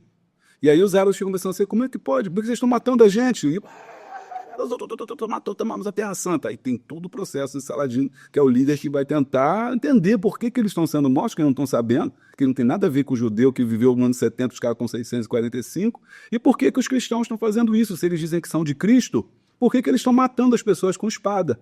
Então os árabes tiveram muita dificuldade, que agora são muçulmanos, eles tiveram muita dificuldade de entender por quê. Aí entrou o conflito. Agora, já que vocês querem conflito, então vamos brigar. E aí ficou essa guerra de Jerusalém dividida. E aí Jerusalém foi dividida em duas partes, praticamente, porque os árabes ficaram com uma parte onde está lá, a parte onde está Caaba, que é o lugar da adoração deles, a mesquita, e eles construíram a igreja cristã já tem lá, que é a igreja do nascimento de Cristo, na Natividade. Então tem uma igreja cristã lá, já tinha colocada. Quando Israel retorna, agora contra o cristianismo, e é colocado através da Igreja Católica, não protestantismo, mas digamos protestantismo não necessariamente, mas o catolicismo, ou seja, o cristianismo já estava lá e os muçulmanos já estavam Em algum momento teve um acordo ali para... Não, e eles coabitavam. Sim. Só que quando trouxe Israel, não se discutiu com as nações que estavam ali no entorno onde que seria, como é que vai ser isso, qual vai ser a terra. Não, foi assim numa caneta, né? Foi na ONU, né, em 45, Graça Aranha, o ministro brasileiro, se vai dar um voto na ONU, e a partir daí tem o processo do sionismo. E o sionismo é essa ideia de retorno do grupo judaico. Só que dentro desse processo do sionismo, de a ideia de que todos os judeus no mundo deveriam voltar e agora construir uma pátria, tem aqueles também mais radicais e os menos radicais. Tem os radicais que acham que a terra eles têm que entrar e têm que dominar tudo, e tem aqueles que não, a gente pode coabitar pacificamente. Só que, quando eles se estabelecem, as nações se levantam, o Egito se levanta, que ainda era uma potência na época, e tentam entrar em conflito. Todos eles são vencidos por Israel, na Guerra dos 6 Dias, por exemplo, né? Eles são debelados, vencidos. Aí, não sei se vai dar para a gente fazer o contexto geopolítico que está por trás. Tem como a gente... Sim, isso no final da Segunda Guerra, quando é estabelecido o Estado de Israel. Isso, mas aí como é que está o mundo? Como é que está a geopolítica nesse momento? Então, no final da Segunda Guerra... É a União Soviética e Estados Unidos. Soviética e Estados Unidos. Então, nós temos dois grandes blocos, que é um liderado pela União Soviética, por Stalin, e outro liderado pelos Estados Unidos. Os Estados Unidos lideram a parte do capitalismo e o comunismo fica na parte do Stalin, no caso. Sim. Aquela região, desse momento, foi uma região de muito confronto, onde geralmente a Inglaterra, ela, no tempo do imperialismo, dominava algumas regiões, inclusive Jerusalém, África, Norte. Então eles tinham um chamado protetorado. Quando termina a Segunda Guerra, vamos sentar para discutir. E aí deu a corrida armamentista, as campanhas americanas dizendo que o comunismo não presta, o comunismo dizendo que o capitalismo não presta porque gera desigualdade, e o capitalismo dizendo que eles são presos, não tem nada, não tem direito a nada. Aí que então inicia essa guerra política que a gente conhece hoje. Isso, chamada Guerra Fria. Que ninguém apertava botão, ninguém jogava bomba em ninguém, mas ficava assim, ó, tô com a bomba. Isso aí. O Biel te joga meu pé daqui. É a corrida por enriquecimento de urânio, que é essa aí. Aí junto vem a corrida espacial. Junto a corrida para a espacial. É um quer ser melhor que o outro. Então, justamente, por que a criação de Israel era importante para os Estados Unidos? Porque naquele momento, aquela região estava dominada, sofria a influência por serem muito pobres, Stalin estava financiando muita gente ali. Então, esse bloco comunista estava muito presente, não na mente, mas através de armas. Então, E estava próximo geograficamente também, muito mais próximo do que os Estados Unidos. o comunismo, de certa forma, eles estavam ali armando aquelas pessoas. Por que estavam armando esses grupos étnicos ali? Para lutar contra a própria Inglaterra, para os protetorados, que eram capitalistas. Então, para os Estados Unidos, era útil ter a criação do Estado de Israel, porque o Estado de Israel ali no meio seria o quê? Um enclave no meio dos inimigos para impedir que eles... Uma base ali. Pra ele se posicionar ali naquela região. Funcionar naquela região, porque é uma terra que mana leite e mel. Ali estava o petróleo. Todo mundo nos anos 70 era o grande. Aos 70, no ano 70, o problema do petróleo é o problema do mundo. Sim. A questão da energia fóssil, que estava em época, na moda. Então precisava. Então, veja, tem um discurso político por trás, usa a questão religiosa, mas tem um político, tem um motivo político por trás, econômico, que não é falado, que é a questão de era importante para os Estados Unidos manter Israel ali. E, inclusive, o que acontece? Então, os Estados Unidos financia Israel para que fortaleça, para não ter seus inimigos, e, do outro lado, o grupo da socialismo, né, o comunismo, como se quiser chamar, vão financiar os grupos que são contrários ao estabelecimento do povo de Israel. Eles vão ali cercando. Egito, Estavam já ali cercando, e aí tá. Só que as nações não tinham força para poder fazer isso. E aí tem um discurso: nós somos filhos de Abraão, nós somos árabes também, eles não têm direito a isso. E aí tem os grupos terroristas. O princípio do reino lá. Esses grupos radicais que eles também sofrem influência econômica dessa antiga União Soviética que caiu. Quando a União Soviética cai, ela cai, mas só que a influência, o pensamento... Ficou ali, ficou. Só que nesse período da formação de Israel, que tinha uma influência muito forte dos Estados Unidos, da Europa de uma forma geral, ainda tem. Nesse mesmo período, um pouquinho depois, o Irã também tinha uma influência muito forte dos Estados Unidos, né? Antes de mudar para o regime, ter a Primavera Árabe ali, antes daquilo tudo ali, tinha também uma influência muito forte. Tanto que Irã e Israel eram aliados, né? Porque o Irã é a antiga Pérsia.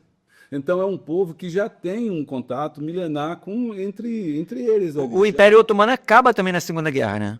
Não, um pouquinho antes. Antes. Também já vai um pouco antes. Mas voltando ali nessa questão da Primavera Árabe, e aí assume no lugar, né, deles um grupo mais radical no Irã. Então, o Irã não é mais a Pérsia também. A gente tem que entender que o Irã não é mais a Pérsia.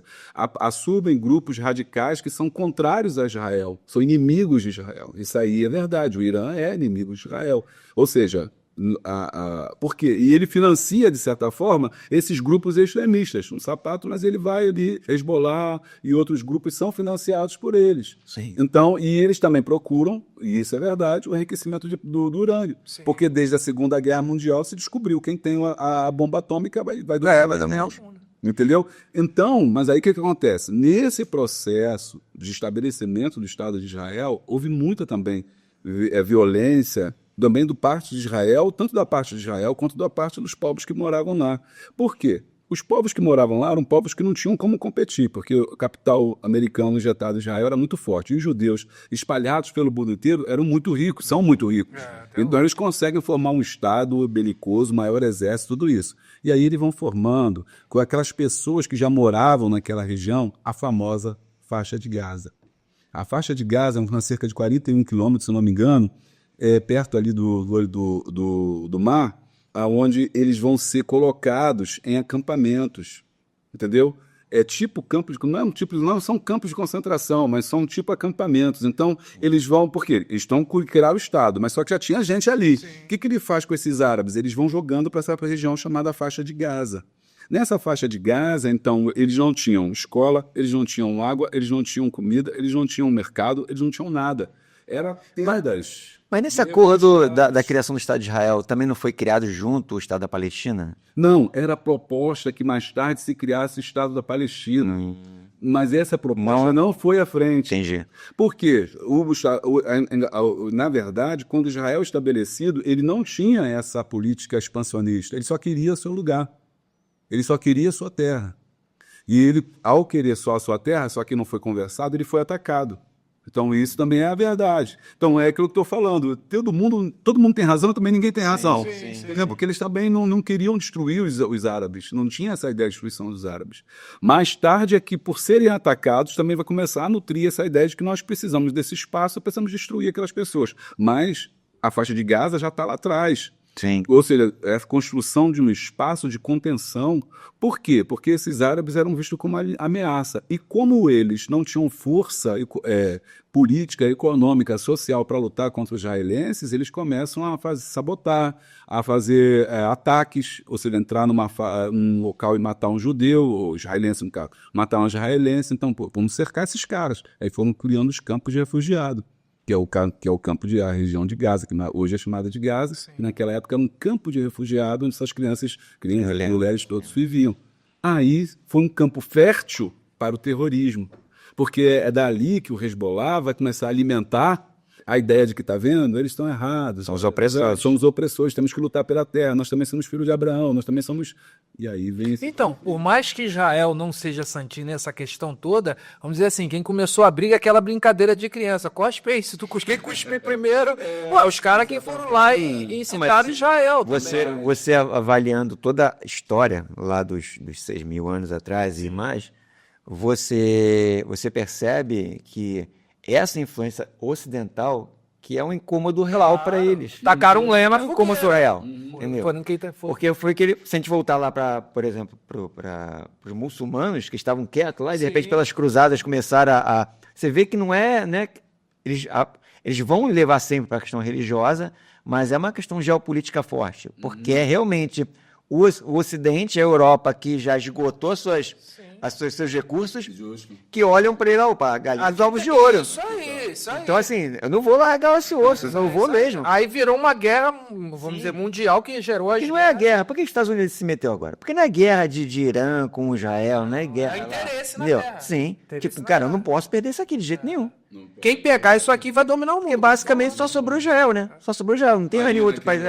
Não, e tem os seus aliados, e tem alguns aliados, mas são fracos, eles ficam ali no campo intermediário, lá que está enfraquecido, né? Já não é mais um perigo, mas o Irã realmente é aquele que aparecia mais ou mais, como é que eu vou dizer assim, com capacidade, porque dizem que ele está passando esse processo. Sem esse dia que metou. Urânio. Mas é importante também a gente ressaltar que, por exemplo, no caso do primeiro Estado dos ministros, a gente teve de 1922 a 95 Isaac Rabin.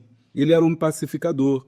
Então, o Israel, nessa época, ele era do Partido Trabalhista, o Partido Trabalhista, ele vem de 74, termina em 95, ele era um diplomático. Então, os Estados Unidos, até que tinha naquela época, também era uma outra política americana, de estabelecer os acordos também, que era chamado soft power. Os Estados Unidos não dominavam esse negócio, não era interessante para eles entrar e jogar bomba nas pessoas, mas dominar através da cultura, da música, dos filmes, enfim. Mas é doutrinação, né? Doutrinação diferente. Então, ele teve um processo importante, Isaac Rabin, como um líder. Inclusive, ele ia ganhar o Prêmio da Paz, Nobel da Paz. Só que ele vai ser assassinado. E no lugar dele entra o Benjamin Netanyahu. Aí a chave Esquenta, porque ele é o quê? É do partido direita nacionalista. Então, ele já pensa, o partido dele já pensa que não, tem que... Para a gente poder sobreviver, a gente tem que matar todo mundo. E aí está esse processo que ele está assistindo. No caso de Gaza, a gente sabe que teve o massacre, né, que o Hezbollah vai fazer em Israel, que é errado, ou seja, eles são realmente terroristas, a gente não pode dizer, não são terroristas, eles entraram em Israel, mataram pessoas, só que a contrapartida disso é que é terrível, né, porque milhares de pessoas foram mortas, e Gaza foi destruída. E junto com isso, nós temos a ascensão nos Estados Unidos, voltou, né, de novo o Trump, com essa política completamente também expansionista também dos Estados Unidos. Sim. E aí... Os Estados Unidos como centro da força do política. E aí, quer dizer, a gente está vivendo um confronto que aparentemente não temos nenhuma previsão de melhora, é só de piorar. né? Porque as coisas ali não vão se resolver facilmente quando tiverem líderes que estão pensando na guerra. Não tem ninguém que fala assim, vamos fazer a paz. Né? Vamos fazer a paz, vamos dividir. O interesse, na verdade, não é vamos criar o Estado palestino, deixa também uma terra para eles também, vamos criar, porque essas pessoas, se a gente ver ao longo da história, eles também têm direitos. Se ele for publicamente, Sim, os dois. Agora a igreja, infelizmente, né, desde o sionismo, ou seja, desde 45, por quê? Agora vamos explicar por que a igreja toma partido do mundo de Israel, quase que uma adoração e restrita a Israel. Por quê? Quando se criou a doutrina da escatologia, o pensamento da escatologia bíblica, que nasce também nos Estados Unidos, né, que a gente tem isso, que é a teoria da dispensacionalismo, que é a ideia de que Cristo virá buscar a sua igreja antes do juízo final e tal. Essa ideia, gente, é muito recente. Os antigos, por exemplo, o livro do Apocalipse não é um livro de fim do mundo, como a gente é hoje, né? Não é um livro de fim dos tempos, não é um livro de julgamento, é um livro de esperança, porque o João, na ilha de Patmos, ele está falando com aqueles contemporâneos dele dentro de uma chamada literatura profética. O que é literatura profética? Lembra que eu falei que durante o tempo dos cativeiros, aquele povo ficou oprimido e tal, tinha muita gente, pessoas pobres, e você vê que os 12 profetas, eles falam de justiça social, eles falam contra os desmandos do governo. As literaturas proféticas eram assim. No Novo Testamento, ela já tem um cunho já de volta de Cristo, de redenção, de salvação, de libertação do mal. Então, quando o João fala da Babilônia, ele está falando de Roma, só que ele está falando em código. Por isso, falando lá, ele podia falar, mas Roma, o Nero, não. Ele vai dando lá os nomes 666, não sei o que lá. Mas aquela comunidade sabia com o que ele estava falando. E eles criam que Jesus já viria logo, né? Já estava assim. Não, e Apocalipse é um livro de esperança, não é um livro de punição, não é um livro de destruição. É o livro de purificação da terra. Aquelas pragas são vistas como assim, a terra pertence ao Senhor, Salmo 24, e ela vai ser, mas ela foi contaminada por causa do pecado e ela vai ser purificada. E um meio de purificação através das pragas que vão purificando a terra. Essa é a ideia, até que surge um novo céu, uma nova terra. É um contexto de esperança. Mas nos Estados Unidos já, ela vai ter esse contexto de terror, de punição, de volta de Cristo, de ressurreição, de arrebatamento. O arrebatamento não existia, essa ideia. Quer dizer, tinha leitura de 1 Tessalonicenses, mas a gente não sabia se Jesus viria individual ou se viria para todos. E como é que seria? Seríamos levados corporalmente? Isso só foi criado mais tarde, na doutrina do dispensacionalismo. Nela, o que era importante você frisar? A criação do Estado de Israel. Então, naquela época, já 1920, 1930, por aí, 40, 50, antes da criação dos Estados de Israel, eles falavam assim, tudo bem, a gente está olhando para a profecia, mas não tem nenhum sinal de que vai acontecer, que eles estavam querendo prever. Né? Já tinha umas igrejas que faziam a previsão da volta de Cristo. Mas qual é o sinal? Bom, o sinal, a primeira coisa, a oliveira tem que florescer, que é uma promessa. Sim. Entendeu? Então já está os indícios ali. Não, então temos que ter o quê? Voltar a Israel, mas Israel está espesso. Quando criou o Estado de Israel, a igreja começou a falar, vai se cumprir a profecia. Entende? Sim. Então começou a se olhar para Israel como um relógio do tempo do fim. Nesse sentido de olhar Israel com o relógio do tempo do fim, começou essa aproximação. Israel é o nosso relógio. Olha, a nação judaica já foi estabelecida. Aí todo mundo levanta a bandeira. Jesus voltar. Sim. E aí vai se levantar essa bandeira e uma aproximação com Israel, sem entender que esse Israel, que é o Estado de Israel, não é... Dividir esse Não é o Israel que a Bíblia está falando lá, da terra. Que ele está falando de judeu. Sim. Porque a promessa... Qual é o final da escatologia? A promessa que Deus tem para Israel é a terra, né? Mas para nós é a Nova Jerusalém, para nós igreja.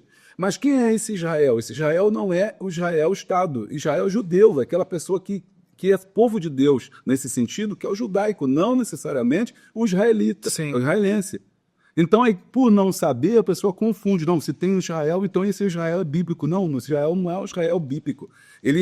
Mas ele está dentro da promessa. Sim, de certa forma, ele está dentro dessa narrativa profética. Está. Mas isso não quer dizer que ele seja esse Israel que a gente vai ver lá na Apocalipse 20 ou Apocalipse 21, porque ali é judeu, que sentido religioso. Então, esse Israel que você quer dizer, a gente trazendo já para um contexto cristão, seria os povos que a Bíblia diz que Deus buscaria de todos os povos, tribos, línguas e nações. Não. Esse Israel é o que está falando aqui na Bíblia lá, o judeu.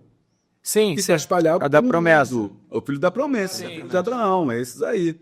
Entendeu? Agora, o Israel, o Estado, é uma outra É um coisa. país. É um país formado por pessoas que não têm Tem muita gente lá de outras religiões, de outras etnias. Assim, com Deus, com alguma coisa assim, pelo contrário, entendeu? Então, isso não quer dizer que tudo que eles façam, nós vamos trazer para nós. Inclusive, nos anos agora, dos últimos anos, aí teve uma outra guinada que reforçou isso, que foi que os movimentos das neopentecostais, porque elas vão não só observar Israel e admirar, mas vão trazer elementos do culto judaico.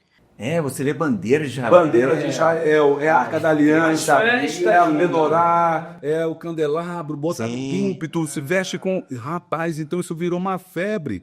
Quando, na verdade, é um contrassenso, porque o judeu não tem nada a ver com o cristianismo. E é interessante, verdade.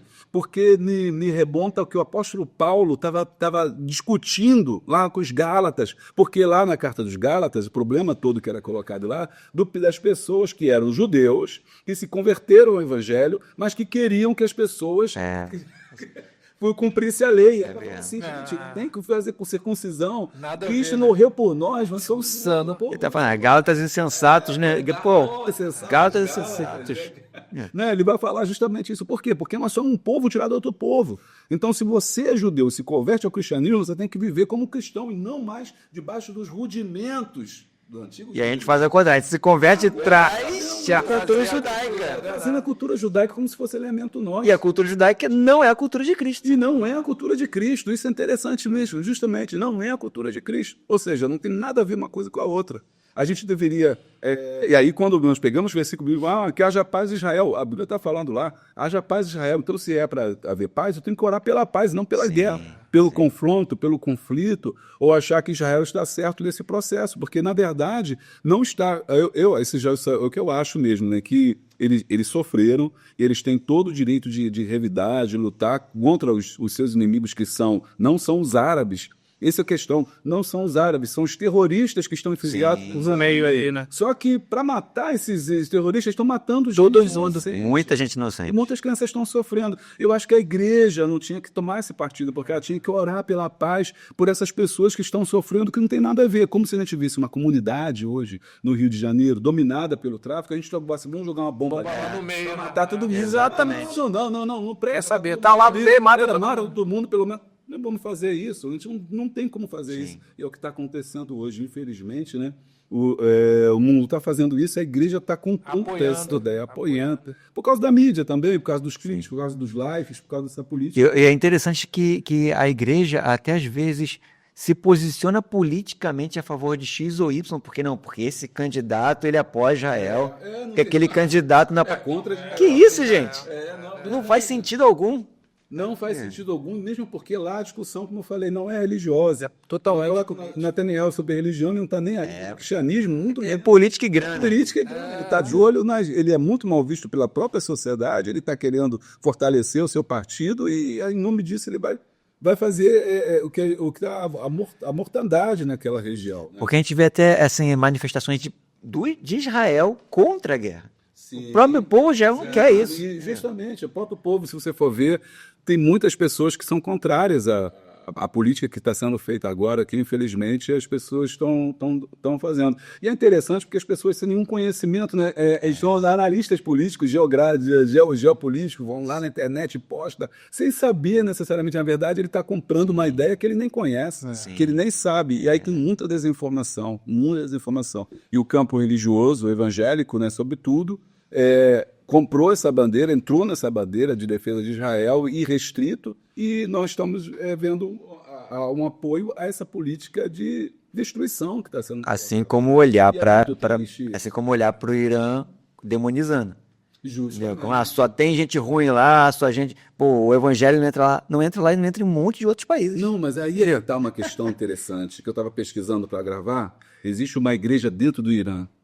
1 milhão de pessoas são cristãos. Aí quero falar com você. Porque lá eles são xiitas, né? Não, tem xiitas e sunitas. São dois grupos que vêm aí dos árabes, não, dos muçulmanos. Sim. Os xiitas são mais radicais. Sim. E os xiitas, lá do depois que Maomé morre, 600 e pouco, Maomé morre, mas deixa a sua sucessão, estabelece a religião. E aí o seu grupo divide entre os xiitas, que são aqueles que achavam que quem tinha que dominar era alguém da linhagem de Maomé. E os sunitas eram aqueles que falavam assim, não necessariamente tem que ser da linhagem, pode ser na nossa votação, nossa escolha.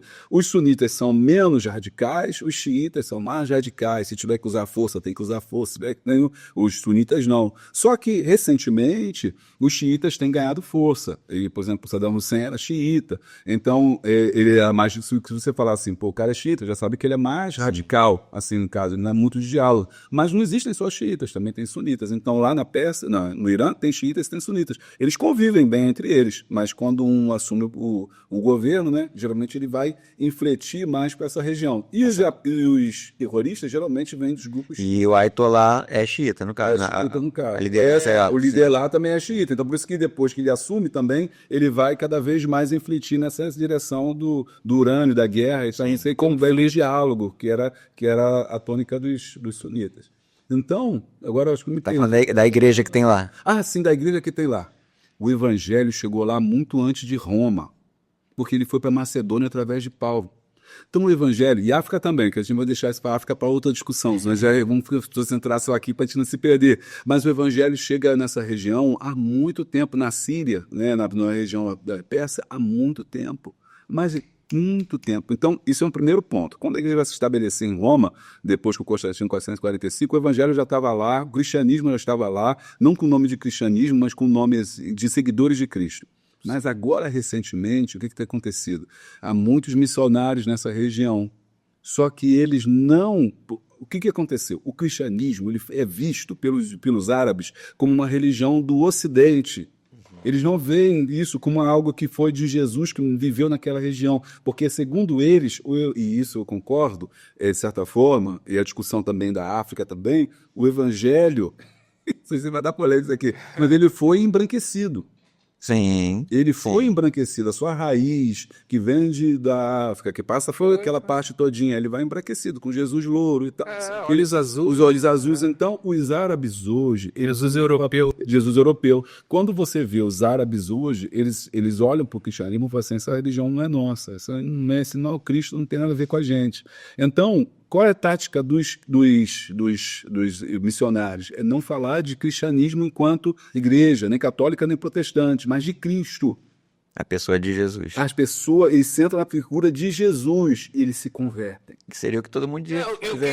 Esse que é o verdadeiro evangelho, né? Esse puro e genuíno. Todo mundo tem que fazer Eles se convertem, aí é interessante que eles se convertem, mas também não podem abrir. Eles não querem rótulo de cristianismo. Porque para eles, cristianismo não é como vou dizer, não é termo evangélico, não é de Deus. Cristianismo não é de Deus. Por quê? Sofreu essa Uma religião maldita. mas eles querem ser de Cristo, discípulos de Cristo. Então, eles não são chamados de cristãos. É chamada a igreja dos camelos. A igreja dos camelos. O que é a igreja dos camelos? Está na Síria, no Irã. Eles se reúnem em pequenos grupos, em pequenas comunidades, e nos camelos, e são viajantes. Caraca, só eles sabem que eles são cristãos. Quer dizer, cristãos entre... Chega a me arrepiar, nós sabem. Só eles sabem que eles são cristãos, porque tem um código entre eles, e aqui eles falam de Jesus e disseram quem é Jesus. E eles sabem também que se eles disserem que são cristãos, vão ser perseguidos. Vão falar, mortos não necessariamente. O que ele vai fazer é ser, como é que eu vou dizer, ficar fora do contexto vai ser o pai da sociedade, você é excluído da sociedade. Então ele não fala isso, mas entre eles têm essas comunidades. E assim, a verdade é que a gente não precisa disso, né? Não precisa. Jesus nunca impôs isso. Você precisa levar o voto. Não, você levar a vida deles. Eles lerem a Bíblia, quando compartilham a Bíblia, os trechos da Bíblia, se reúnem e fazem. Evangelho genuíno, cara. Evangelho genuíno. Está lá e a gente não conhece. Isso não mostra. Não mostra, porque na mídia não vai aparecer, porque a mídia, ela vive do quê? Dos likes, do Limaço hoje na internet, vive dos likes, vive do engajamento. Sim. Isso não vai dar engajamento. Porque a mídia ela coloca o Irã como lugar de terroristas, um lugar pobre, miserável, feio, com gente oprimida e tal, só coloca isso. Já coloca isso. E aquele maniqueísmo, né? O bem e o mal, a luta do bem e o mal, isso é muito perigoso.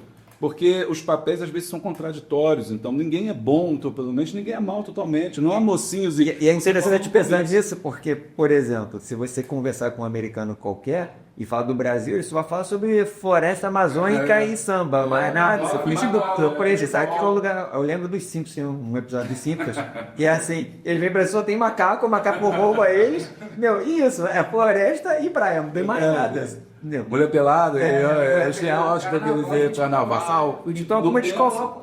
A capital é Buenos Aires e tudo. Por isso que eu falo, essa conversa é importante, é necessária, para que os fatos sejam descritos e a pessoa possa ter um mínimo de senso crítico. Porque, por exemplo, agora a gente está vendo uma outra enxurrada de informações contra a Indonésia, por exemplo, por causa dessa situação que aconteceu. Agora não lá, eles estão pessoas no Guanarol mesmo, porque para afastar os deuses, eles ficam na Indonésia assim, assado, papapá.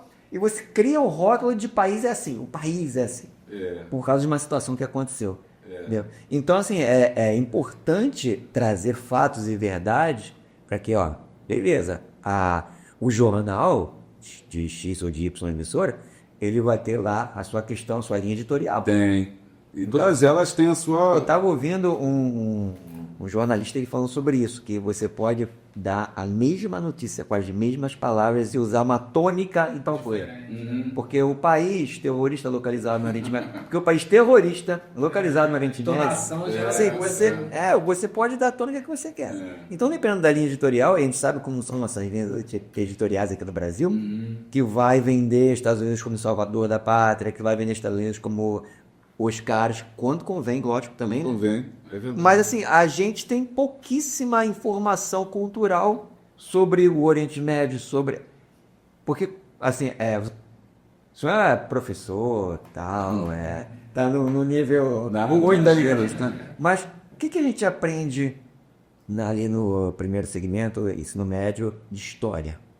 A gente aprende porcamente sobre a nossa própria história no Brasil e um pouquinho de nada sobre ali, sei lá, a Revolução Francesa e até a questão africana. A gente aprende pouquíssimo. Fala pouquíssimo lá de Angola e tal. Mas a gente não aprende nada sobre o Oriente Médio. A gente não aprende nada sobre a Ásia. Outro lugar também nada. O brasileiro sabe nada da cultura asiática. A minha esposa, a gente estava vendo até a reportagem sobre a questão da Indonésia, falando essas coisas todas, ela ficou assim... Meu Deus, mas esse lugar é muito... Ela estava falando com ela, assim, a cultura asiática é completamente diferente da nossa, é avessa. Para eles, o que a gente faz que é absurdo. Então não tem como a gente taxar, tá errado, tá certo. Então a gente já é doutrinado, ou falta informação, desde que a gente começou ali na escola, ali por nossos 4 anos. Aí a gente acaba sendo ensinado pelo jornalismo, que é tendencioso. Eles tomam como uma verdade absoluta, deu no jornal, então é verdade. Então, assim, eu, por exemplo, acompanhei lá toda aquela guerra no Kuwait, depois do conflito no Golfo, eu lembro lá, eu criança vendo aqueles mísseis e tal, aí depois você vem Saddam Hussein, Bin Laden, vem essa coisa toda. E hoje, além de... Aí eu já queria que uma cultura de esses caras. Pô, você fala Irã, Iraque, Você bota tudo no pacote. Tanto eu lembro que vira e mexe. Aqui chamava faixa de Gaza, né? Aqui não. Só por causa do conflito. Aí tinha muita discussão pra Israel e tudo mais, não se reconhecia a cidade de Israel. Eu ficava, tá maluco? Eu falei que eu quero ir pra aquele lugar nada. Eu falei, vai ter uma bomba. Você falou uma coisa interessante. Eu estava vendo uma reportagem não, um vídeo de um pastor falando, que ele fala sobre essa igreja dos camelos. Ele fala que, por exemplo, em Jerusalém, quando você paga... Eu nunca tive a oportunidade, mas tem gente que vai a Jerusalém, mas tem medo de entrar, porque por causa dessa ideia do conflito. Não tem medo de conflito. Ele falou que tem igrejas lá cristãs dentro da própria de Jerusalém. Evangélicos lá dentro, que estão lá, que estão pregando o evangelho, mas as pessoas não conhecem porque tem medo. Você não, em Jerusalém, cara. Não, na verdade não é nada disso. E ele falou o seguinte, isso está atrapalhando a própria economia local. E aí, por exemplo, em Gaza nós temos igreja também. Por quê? Não parece. Esse é, em verdadeiros pastores, em nome de Deus, missionários, não tem mídia, não tem gente que dê visibilidade. Até porque senão fortalece o evangelho, né? E o que está acontecendo de bom naquele lugar. Justamente. Então eles vão muito assim na surdina, assim, sem você perceber, mas lá em Gaza tem muito cristão, tem muito evangélico. E é o mesmo sistema. Ele não se diz cristão, mas é seguidor de Jesus. Ele quer ser seguidor de Jesus. Não é de Maomé, é seguidor de Jesus, mas ele não se diz abertamente cristão, mas se reúne em cultos, em igrejas. Tem igrejas em Gaza que foi bombardeada. Tem um hospital cristão evangélico que é mantido com a doação dos missionários para poder cuidar do povo, que foi bombardeado, morreu um montão de crianças. E é interessante que, quando saiu a notícia no Brasil, eles mostram muito rapidamente, né? O hospital já é bombardeado, não sei o que lá, pum, acabou.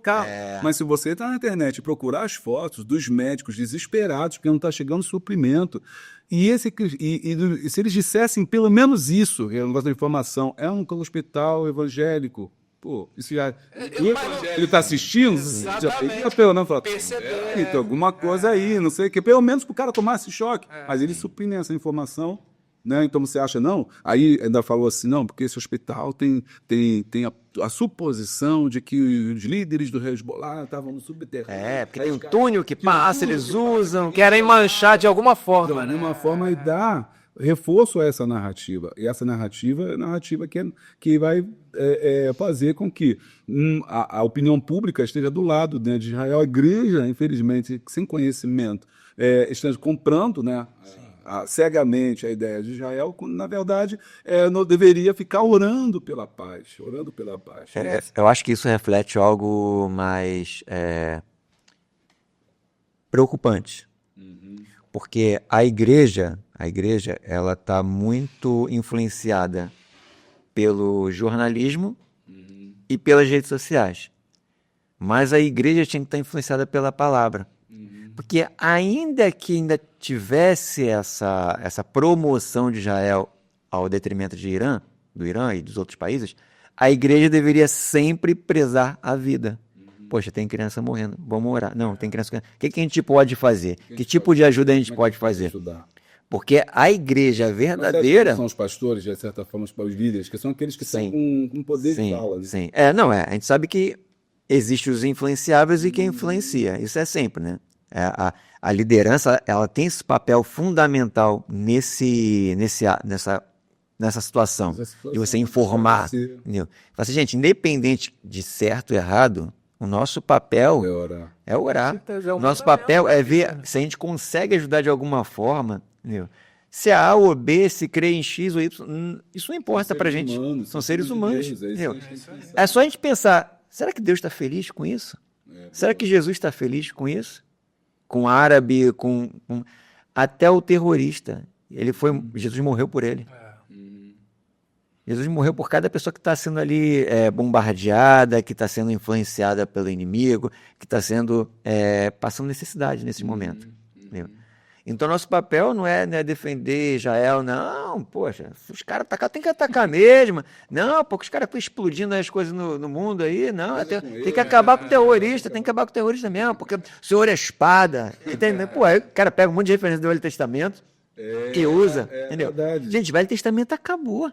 É a teologia Torcer pela guerra, é você ser a favor, você ficar feliz. Tem gente que fica feliz, né? Não, porque isso aí já Jesus está voltando. Isso não, porque é ignorância mesmo. A pessoa se baseia, não, porque tal, porque Josué destruiu não sei quem. Não, porque Davi até as crianças matou. Gente, isso A gente não via nada a ver. A outra Jesus acabou com isso tudo. Vai ler o Sermão da Montanha, poxa. Entendeu? Se te pedirem a capa da túnica, se te pedirem para andar 1 milha, anda 2. Entendeu? Vai ler o Sermão da Montanha. É outro. Jesus mudou isso tudo. Entendeu? A gente não tem mais o cristianismo não é legado de Davi para matar todo mundo, não é legado de Josué, de outros juízes, de matar todo mundo. Não é isso. Entendeu? Aquilo foi algo do momento, como você bem falou aqui, contou a história, tem questões políticas envolvidas. Não era ordem específica de Deus. Deus não ficou feliz também. É tudo criação dele. Quando? Quando que Deus ia ficar feliz? Não, a origem que tu falou aí já mostra, né? Os povos que originaram tudo isso aí, né? Então, muita coisa foi... Filho de Abraão. Muita questão é política. Sim, tem questões de juízo, lógico. A gente não precisa justificar ações de Deus. Deus é Deus, ele faz o que ele quiser. A igreja sempre teve isso, né? Então, desde essa teoria do dispensacionalismo lá atrás, nos Estados Unidos, isso ganhou fama com os filmes deixados para trás. Produzido uma ficção que Dava medo, é um negócio de ver assim, ó. atrás, não sei o quê, visita ao inferno, revelação do inferno. Então, essa popularização do medo é muito forte no meio cristão evangélico. Infelizmente, a teoria do medo, a ideia do medo, Jesus vai voltar, arrebatamento secreto, isso ficou muito forte, né? E meio que o povo de Deus, ele fica meio que, não, então se está acontecendo isso ao final dos tempos, então temos que orar mais, temos que buscar mais, porque Jesus está voltando. Então tem tudo isso, né, no nosso imaginário. E cabe, acho que os pastores, os líderes ensinar, tentar mostrar, orar pela paz, né? Entender que Israel, que a Bíblia fala lá no final da Terra Prometida, é os povos judeus de uma forma geral, né? E que, enfim, que inclusive que se você for ler por essa leitura tradicional do Apocalipse, Israel é o contrário a Deus. Já é completamente contrário de Deus. Eles vão fazer aliança com o anticristo. Sim, é verdade. Se você for, pelo menos, lesse um pouquinho, né? Você, não, peraí, mas ela está fazendo aliança com o anticristo. E aí que vem a batalha final, que é a batalha que vai vir. Eu acho que essa é a questão, né? Pensar sobre isso. O povo evangélico cristão tem que buscar o conhecimento. Tem que estudar. O conhecimento não é o vilão. O conhecimento... Diabo não é conhecimento. Pelo contrário, né? Vocês erram por não conhecer Conhecimento. A palavra e o poder de Deus. Entendeu? Então, assim, é um erro não buscar o conhecimento. Então, a gente precisa olhar aquilo que Deus olha. A gente precisa prezar aquilo que Deus preza. Entendeu? Porque Deus enviou o mundo, Deus enviou Jesus ao mundo, porque Ele amou o mundo de tal maneira que deu seu Filho. Para quê? Para todo aquele que nele crê não pereça. Aí que está a chave, para todo. Todo é todo. Não é só o judeu, não é só Israel, é todo. Então a gente tem que olhar para o que Deus olha. Deus ama o mundo e Ele não quer que ninguém se perca. E a gente tem que olhar para essas situações com um olhar de misericórdia e orar. Aí, para terminar aqui, tem alguma coisa para falar, Edmar? Não, a dica que eu dou aí, muito boas informações que o Júlio trouxe pra gente, é baseado no que a Bíblia diz, né? A gente deve orar por Israel. Eu creio que, como você falou, a mídia influencia o povo, né, que tá aqui leigo, né? Mas eu também oro, eu sei que tem muita gente. Uma das orações que eu sempre fiz, né? Eu lembro, sempre que eu vejo esses fatos no noticiário, eu oro muito por Israel. E eu me lembro da igreja perseguida e dos irmãos que estão lá evangelizando. Fiquei muito feliz de você falar desses irmãos que estão ali, né, no meio desse povo, né, e a gente saber que tem irmãos ali trabalhando, né, irmão ali pregando o evangelho. A Bíblia de Deus é fantástico, né? O evangelho não vai ser pregado a todo mundo, né, a toda a terra. E a gente sabe que Deus vai criar algumas formas de o evangelho chegar a toda criatura. Sim. E tem pessoas ali, e de alguma forma esses povos ali, né, ainda que sejam rivais politicamente, tem irmãos e Cristo ali se conectando. Né? Assim como a gente se conecta com o irmão. Isso aí, Cristo que liga eles, né? Que liga eles. E a obra do evangelho está sendo feita. Infelizmente a mídia não vai divulgar, porque senão vai fortalecer o nome de Jesus, vai fortalecer o evangelho. Mas a gente sabe que Deus vai trabalhar, Deus não vai deixar as ovelhas dele sem pastor e vai fazer com que o evangelho possa se expandir. Se vai usar a internet ou não, vai servir para cooperar com isso. Mas ainda que sem a internet, a igreja ela vai se unir para fazer esse evangelho se expandir também. Então, olha só, rapidinho, tem um testemunho lindo, mas do outro conflito, que é da Rússia contra a Ucrânia. Tem uma igreja que a Bangu ajuda, que eles ficam perto na fronteira da Ucrânia. Sabe como é que eles fazem? Eles ficam na fronteira da Ucrânia, dando água e comida para as pessoas que fogem, os refugiados que fogem do conflito. Então ele monta a igreja dele ali para receber essas pessoas, para cuidar dessas pessoas, cara, que elas estão fugindo da área de conflito. E ele posta fotos mostrando, né, das pessoas da Ucrânia que estão sendo bombardeados também lá e estão vindo para cá buscando refúgio. E a igreja dá ali naquele campo ali, buscando essas pessoas, cuidando delas. Essa é essa igreja. Isso é essa igreja, muito bonita. A gente não vê, não sabe, porque não tem os holofotes, mas é importante saber que tem gente, como você falou, o evangelho está sendo pregado em todo mundo. Essa é a questão, a gente não sabe. A gente não sabe. Elias chega para Deus e fala assim, só sobrou eu. Só tem eu. Achava. O que Deus fala? Cara, tem 7 mil aí, ó. 7 mil. 7 mil. A gente pode olhar para esses países e falar, pô, não tem ninguém lá. Tem gente lá. a gente não sabe de nada. É a história lá de Ló, né? Que Deus fala para Abraão, né? Se tivesse justo, né? Exatamente.